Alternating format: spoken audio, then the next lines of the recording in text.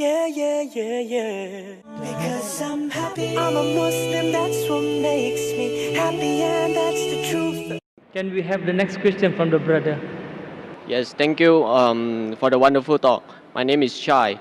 I just want to know, since media is the most powerful weapon nowadays, certain irresponsible parties have released media which causes certain parties to resort to much violence method in solving the problem. According to Al Quran, what is the best approach for this kind of scenarios? The brother asked the question, I think is referring to the innocence of Muslims, correct? Yes, correct. The brother is saying that sometimes certain things, as media is the most powerful weapon, certain things come into the media which hurt the feelings of other people. So what is the best strategy that should be done? Brother is talking about a movie that was released a few weeks before, Innocence of Muslim, which has caused turmoil in the Muslim Ummah, a hue and cry. And I have given a reply that how Muslims should behave. Normally what happens that whenever such issues come, it's common for the Western world to bring out things which are against Islam. We had the case of Salman Rushdie wrote satanic verses, Taslima Nasreen wrote Lajja, then we had the Danish cartoons, now we have Innocence of Muslims. See, normally when such things come, almost all the Muslims jump into the agitation. Number one, what happens is that if Muslims are doing certain productive activity, for example, one person is doing some 100 points of activity, I'm doing 100 points, he's doing 100 points. When such thing happens, everyone jumps into it and we stop our normal activity. Maybe from 100 goes to 0.5. And we all jump into these things. Muslims are emotional, that is good, mashallah. But what happens, the growth of activity is stopped. What I suggest, there should be specialized organizations to deal with such issues. How today the aid of specialization, we have heart specialists, brain specialists, kidney specialists. We should have specialized Muslim organization to deal with these issues so that the other Muslims can continue with their normal routine activity of spreading Islam and not stop the growth.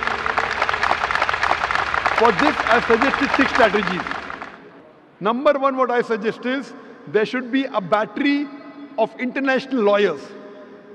The best lawyers from different parts of the world, maybe the best lawyers from Malaysia, from Muslim Gulf countries, maybe from India, maybe Sri Lanka, from different parts of the world, maybe best lawyers from UK, from USA.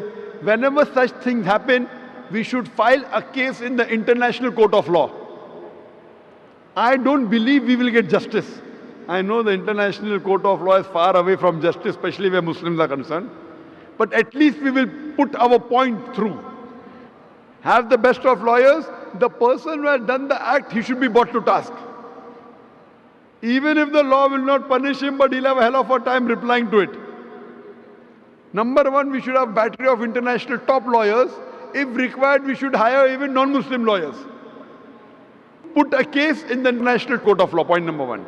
Point number two, the Muslim countries should protest officially. Through the foreign ministers of the country, they should protest through the ambassadors in that country that what has happened is wrong. Whichever country is involved in doing this act, all the Muslim countries through the foreign ministry, through the ambassador should protest, number two. Number three, we should give an intellectual reply to that act. Intellectual reply to satanic verses, intellectual reply to Danish cartoons, intellectual reply to Lajja or to Innocence of Muslim.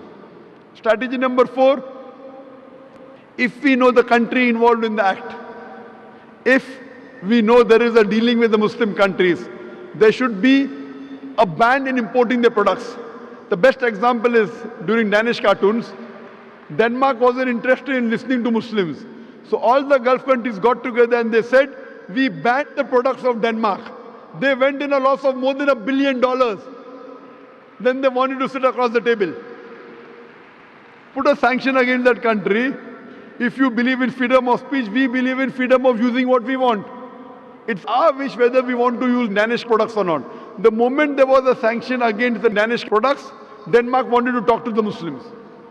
This is strategy number 4. Strategy number 5, all the Muslims throughout the world should protest via email, via letters, via fax. Protest to the person who's involved, the organization involved, or the country involved. At last, there should be a mass peaceful protest. There should be a show of strength, a peaceful protest, but it should be peaceful. We should not damage the property of another country, should not hurt innocent people, should not indulge in violence. It is prohibited. We should not kill anyone of the same community. As I said earlier, it is haram in Islam. There should be a mass peaceful protest.